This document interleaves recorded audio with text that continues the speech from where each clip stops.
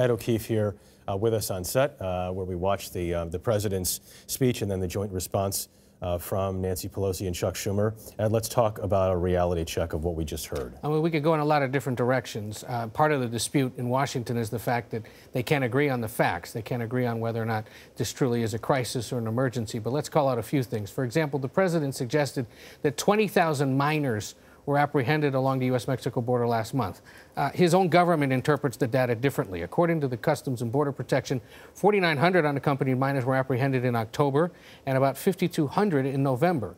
But CBP talks about family units, or a minor with at least one of their parents. And in October, 23,115 of them were apprehended. In November, that number went up to about 25,172.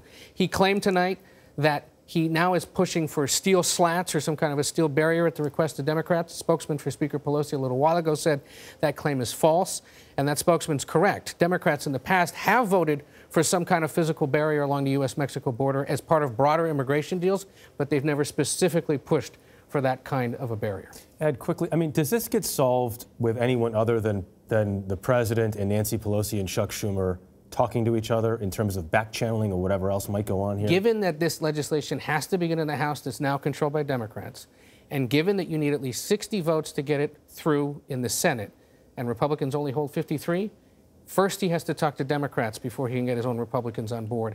And they know that ultimately, whatever it is, has to find bipartisan support in order to get through the Senate. With this point, Mitch McConnell saying... he's out of it until Democrats come up with a plan with the president. Could be a while. Okay, Ed O'Keefe, thank you very much.